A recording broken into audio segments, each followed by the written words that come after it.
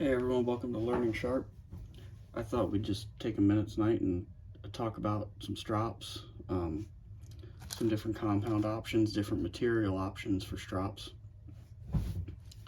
We'll get started. One of my favorites is just leather. I prefer it. People, you name it, they'll use kangaroo, they'll use horse butt leather, they'll use cowhide. I make a lot of different strops, make a lot for other folks too. My favorite is probably smooth side horse butt sanded to about a 220 grit. This is the cowhide. This is flesh side. For everyone who doesn't know the difference between smooth side and flesh side is the flesh side of the hide. That's what's going to give you your rough or suede type finish, and we can vary that by sanding it the way we prepare it. This is sanded to a 600 grit. It knocks it down to more of a felt feeling. It depends on what you're loading them with. This is loaded with polycrystalline diamond emulsion. This is gunny juice, 0.5 micron. I feel they load better on a smoother surface, but I've been experimenting with this one on fine sanded flesh side.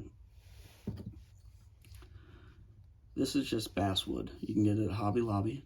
I buy 1/4 inch by 1 inch sticks. You can get a 24-inch stick for about $2 or $3. Sand it up to about 3,000 grit. Make sure it's flat. I'll draw X patterns on it with a pencil, and then sand till they're gone, so I'm on a piece of glass, so I'm sure they're flat, and then load them with polycrystalline diamond emulsion. When you use basswood, it gives a more aggressive edge. You can really lay into the pressure a little bit more and help enhance the cutting of your emulsion. They work well with diamond sprays also. They don't work so well with your chromium oxide, silicon carbide, or aluminum oxide brick compounds like this. This is Bark River green. It's your traditional green chromium oxide. Bark River states these are about 6,000 grit, 3 micron. They load up well on a flesh side. You can get them to load well on smooth side, but it takes a little bit more preparation and a little bit more work to get it to not have a waxy crayon feel on top of the leather, to where you don't end up basically stropping the compound off. These all have their place. A lot of people love traditional green chromium oxide. The newer polycrystalline diamond emulsions, they cut though, they polish, they do it all. I'm fond of gunny juice. He has 9, 6, 3, 1, 0.5, 0.1, 0.25, and 0.1 micron. They cut and polish like nothing else I've ever used. Whether it was CBN, polycrystalline diamond spray, your traditional block compounds. They cut no matter what you put it on, and they polish insane. They dry fast, and they work well. Another option, and this is loaded with gunny juice, is Nanocloth. These are Genda Nanocloth Strops. This is a 1x6 for an Edge Pro. They're almost a felt feeling cloth that's in a honeycomb structure. They polish very, very, very well. They're pretty thirsty. They soak up compound, but they hold it well. You have to be careful with these because they actually cup and create like a suction effect on the bevel that you will roll an apex. You will actually dull the knife, but they polish like nothing else. But if you're new to stropping, you have to use a lot of light pressure, very light pressure, and be very conscious of how you're working the bevel. or you just end up dulling the knife and not being happy with your results. They produce great. They aren't my favorite, but they have their purpose. Most of my edges I sharpen. I don't go for the full perfect mirror. I'm looking for an edge with aggression and tooth to it that I can get the smoothest cut out of. And when done correctly, that's a polished edge. I can get a polished edge. The polish is the byproduct, but it enhances the smoothness of the cut.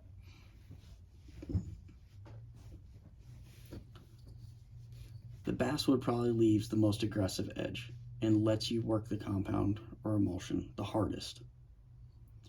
They're easy to refresh. This one's glued to a piece of pine block that I had, just so I have something a little bit better to hold on to. Some people will reload them. I reload them for quite a while, but I'll just peel it off of there and throw it away and start over. I don't sand them clean or resurface them or anything like that. That's the advantage to a leather strop, though. If you go with a thick enough leather, they can be resurfaced, repaired as you nick and scrape them up, and they'll last a very, very long time. These are just pine boards. I used to have rubber feet on this one. I don't anymore. I tend to just hold them. We can do an application here. This one still has rubber feet on it, as you can see. We'll shake it up. I like to use a small acid brush. You can get these at your local hardware stores.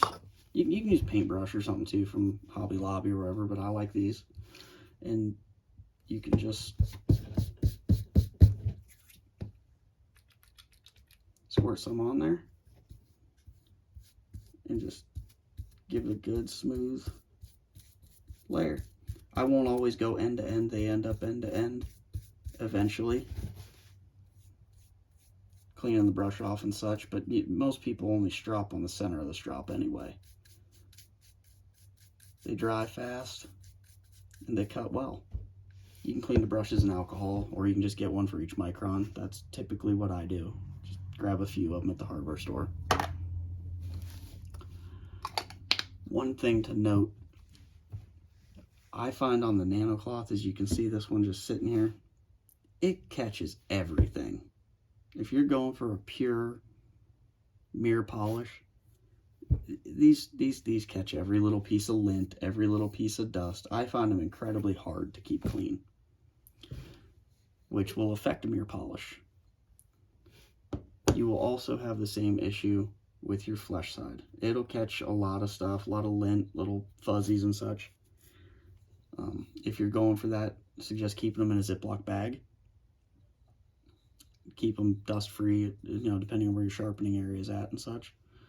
Another thing, you don't want to cross-contaminate any of your strops. This one is loaded with 3 micron. This is a 1. This is a 0.5. You don't want to let the surfaces touch each other and cross-contaminate, because then you're contaminating it and affecting how each one will cut, and you will not get the optimum performance out of it. So you don't want to let those touch. That's my big gripe with double-sided strops. Now you have a double-sided strop.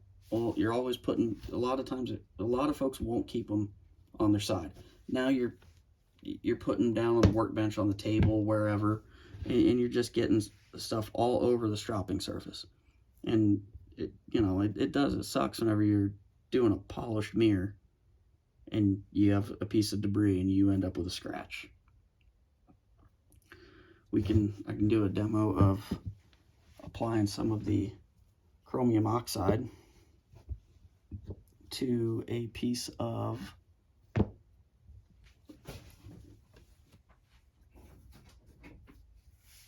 we'll go ahead and do it to a piece of flesh side belt strapping here. So we'll take it, and you just want to work it into the leather. It's going to wax up, and you can take, and the heat generated by your fingers will actually work it into the pores of the leather.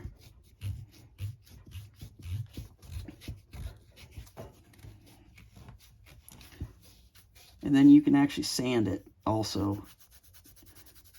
I don't like to overload with chromium oxide because it'll start to wax up real bad.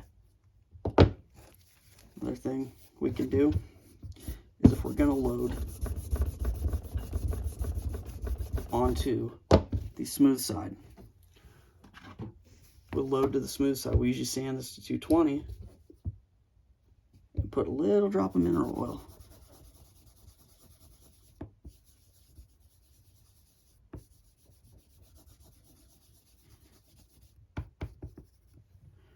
And we'll use that to help seal down into the leather. And now it doesn't want to wax, it doesn't want to flake off. If I'd have sanded this up to 220, it would have been a little bit more effective. But that's a way that we can get compounds to stick to a smooth side of leather, and it works quite well. Another thing to consider whenever you're using diamond emulsions. This is a 0.5 micron. The pores in most leather is around 3 or 4 micron. A lot of people who dig kind of deep in this will advise you to use leather on 3 micron and up emulsions. You can use them successfully on leather below 3 micron, but it may take a few loadings to eventually close the pores of the leather to where you're getting the full effect of the emulsion. And it's not just kind of falling into those pores and disappearing. I'll do a video later on of actual stropping, and we'll sit down and we'll mark a bevel and find the angle and whatnot. This video was just meant to be quick, kind of give you an overview of some emulsions, some compounds, different size strops, different materials that we can strop on, and you know, just kind of get that out there. Stropping is where most people seem to start because they can buy a strop and maintain a factory edge. For people who don't get into sharpening, you can usually get a strop for somewhere around $15 to $30 and maintain that edge. A strop will enhance. It will not create. It does not sharpen. But you can realign a worn working edge, get it back to hair shaving. You can dress an edge back up with it. But the thing is, you got to remember, you're still going to have to sharpen. Over time, emulsions will eventually or even compounds and stropping will over refine the edge to the point you've removed all the tooth out of it. And you need to sharpen anyway to remove stressed and fatigued steel. So they're a great tool. There's a lot of different materials you can experiment with. You can get the basswood at Hobby Lobby. Leather, you can buy scraps of the horse butt off of eBay. You can buy sheets and whole leather straps off of eBay. They're real simple to make. You don't have to dress them up nice. You don't have to stain them, make them pretty. None of the ones I keep for myself usually are. But they're very, very effective, and they're crucial to burr minimization and really getting in there and refining the micro serrations or the scratches in your bevel. That's what they're doing, is getting in there and refining that. So they're a pretty key instrument in sharpening, and refining, and maintaining an edge. Like I said, we'll do another video of actual stropping, finding the angle of the bevel and working it and whatnot. I just wanted to talk about some of the options that are out there, because a lot of these don't show up with the big box stores. You don't get the option necessarily of, you know, horse butt or cowhide or smooth side or sanded flesh side or even basswood. You know, there's a lot of options out there that are a lot better that you can do yourself DIY. We'll do a video putting a strop together. They're super simple to make. Thank you guys for listening, and I hope this helps you out.